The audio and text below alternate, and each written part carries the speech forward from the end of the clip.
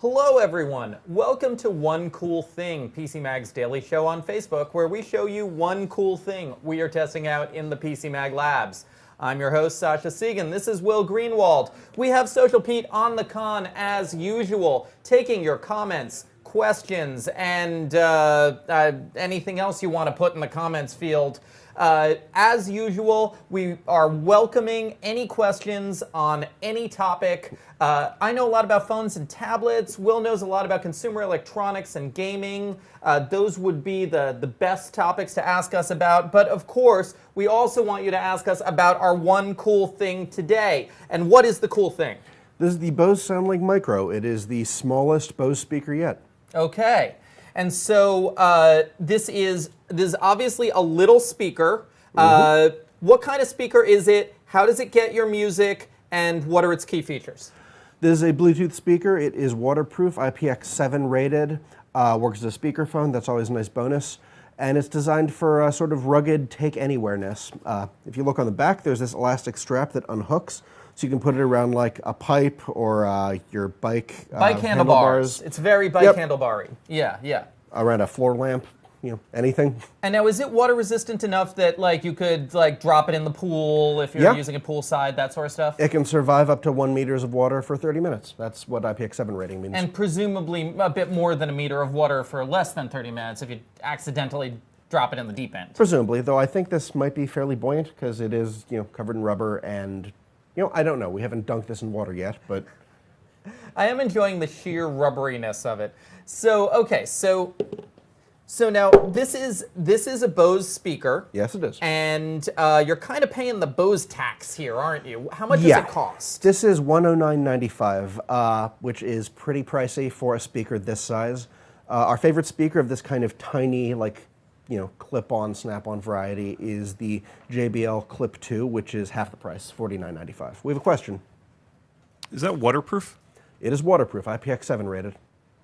So now I only see one port on here. Yep, USB. I don't see an aux in. I don't see a removable battery, right? No. Well, you're almost never going to find a removable battery in any Bluetooth speaker. Or very, very rarely. I never see that compartment openable. It's always built in. But there is no aux in, which is kind of a weird omission for a speaker this size because, sometimes you just want to be able to plug in anything. And it is handy, and it is just a tiny port that's pretty universal and cheap. Not sure why they didn't put it in, probably to ensure it would stay waterproof. Yeah, and the aux in on the JBL Clip 2 actually is part of one of my favorite combinations of device, which is handy. The Amazon Echo Dot plus the JBL Clip 2, which gets you an Alexa speaker that sounds much better than the Echo Dot, and you're still under $100. Yep. Yeah. Where this you're going over $100 just from the speaker itself. So let me power up 6 or 7 seconds of music here so that we don't violate anyone's copyrights. You'll hear a little of how this sounds. We can turn that up too.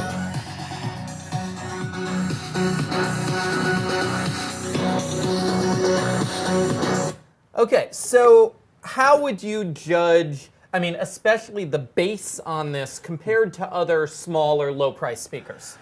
You're just not going to find really good bass on a speaker this size purely because of physics. But it sounds good. It is loud for a speaker this size.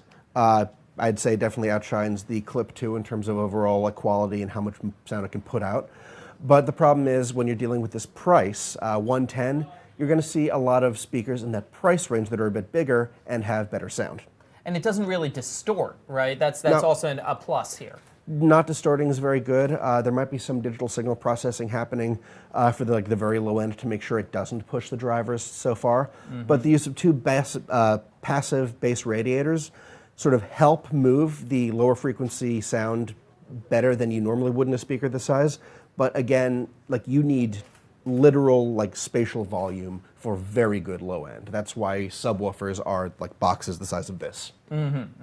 So now for Bluetooth sound, I know a lot of people like to ask about aptX because that's the new mainstream lossless Bluetooth codec. Does this support it? It's not even really new. It's been pretty common for a few years. It's newly mainstream, I guess. That's the point. Well, this is a Bose speaker, so I'm pretty sure it does. Okay. Looks like we have some more questions. Did you mention battery life? I can check that right now. I didn't actually review this. Okay. So here, yeah, so you have the strap on. They say it about 6 hours. Okay, so about 6 hours of battery life. Cool. Yep. So okay. Decent, you know. I mean, again, speaker this size, you're not going to get super long lasting. So now, what else are we recommending for? I mean, this strikes me as, especially with the rubberiness. Yeah. You know, this strikes me as more of an outdoor speaker, more of a, you know, you put it on your patio, you put it on your bike handle, you put it by your pool. What else have we reviewed in that particular realm, as opposed to the better sounding, like sitting in your living room Bluetooth speakers? The JBL Clip 2 is, again, very good. It's one we have gone to for some time. It's because it's so inexpensive, but surprisingly good sound, and it literally just clips onto stuff. We also like the Sony SRX XB3, which is another pretty rugged one, the X Gear Eco Carbon. Of course, if you're willing to go a bit larger, which is what you're starting to get into, you know, the Bose SoundLink Mini, I believe 2 or 3, is one we're still quite fond of, but that is not rugged. Yeah, that's your living room speaker right there. The Ultimate Ears UE Wonder Boom and UE Roll, those are also very handy, and they're about the same price as this. With some of the same issues, it can be a little bit of distortion for that speaker, so that's where this has an advantage. But again, that's where you're getting a lot of flexibility for where you can put it and what you can expose it to. And those two speakers are in the same price range as this, just a bit bigger and perhaps a little bit more powerful. So now, now Bose is a successful company, Right. obviously. So why does Bose feel they can charge the Bose tax? Why are people still definitely going out and buying Bose, even though they're paying extra for the brand name? Is there actual quality that comes along with it, or is it a cultural thing? There is actually quality for certain categories. Like a speaker this size, this small, it is sort of one of the bigger examples of a Bose premium, because like so much more expensive compared to like a $50 to $70 speaker. But when you Also, get JBL's not a bad brand. no, JBL has consistently very good speakers there. But well, the best example would be headphones, because they literally pioneered the technology behind noise cancellation. Okay. So the extra you spend on, say, the Quiet Comfort 35, it's worth it, because you're getting the sound quality and the best noise cancellation on the market.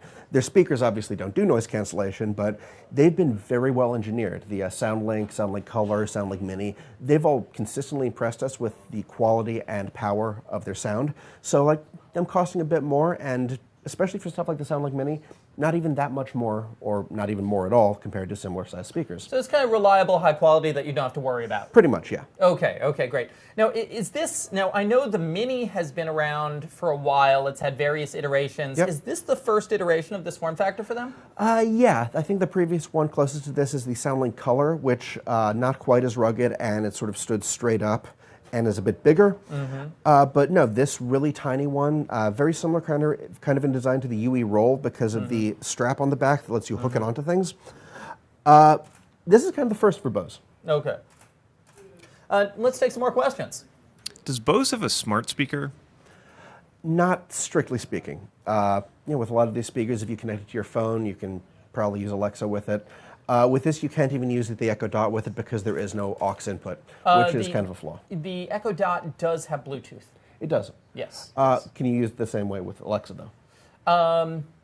I think it's only a Bluetooth in. Yeah. Yeah. So that's the factor. Yeah. So, but yeah, no. Has Bose said anything about using a smart speaker technology? Not yet. Bose has not been very bullish on sort of those gimmicks. I mean, obviously for noise cancellation, they're the big name for that tech. Yeah, they have their own technology. But in terms of voice assistant and integration, like they haven't said, oh, we're going to have a Google Assistant speaker, or we're going to have a Alexa speaker. It's just like, here's a speaker, use it. They focus on the audio over any other necessary feature or gimmick that changes the category of what it is. Okay, great. Any more questions out there? So to bottom line it, like, who is this for? This is for someone looking for a good sounding speaker that you can take anywhere. You know, it's good for putting on your bike. You can put it like near the pool, and it's good sounding without being too expensive. Like even the price, $110, pricey compared to some of the alternatives, but again, not that expensive compared to slightly larger speakers. Yeah, I mean, I'm thinking of, for instance, my sister and brother-in-law live in Southern California. They have a great little patio behind their house. Yeah. They relatively often eat on the patio. You know, this is the kind of speaker that you have sitting out there playing music while you're hanging out and eating on your patio. Yeah. Yeah. Good for that. You know, not for driving a party or anything, but it's functional. Right. Another question. Does Bose have lossless speaker quality like Sonos? Not really. This is Bluetooth. Sonos uses Wi-Fi to, which has a higher bandwidth than Bluetooth. But A2DP is lossless, Really? isn't it? I mean, question. aptX. Oh. aptX is lossless. As close to it as Bluetooth can get, but Wi-Fi Yeah. still has like a wider throughput. Okay, okay. So like generally you're going to have more consistent quality with lossless through Wi-Fi, and you're also there are a bunch of different factors, and also the fact like a speaker this small. It doesn't matter. Yeah. So something I really want to point out to anyone asking geeky tech questions is that when the drivers are this small, it really doesn't matter. Exactly. Everything's going to sound like 128K MP3 on a speaker this size, no matter how advanced your transmission technology is, just because of the physics of this tiny little speaker. I mean, it'll still sound pretty good, but Yeah. you need a bigger speaker or some pretty good headphones to really take advantage of lossless audio. Absolutely. Another question. How does it compare to the Marshall Bluetooth speakers? The Marshall Bluetooth speakers are much bigger. Yes. We're a big fan of the Kilburn.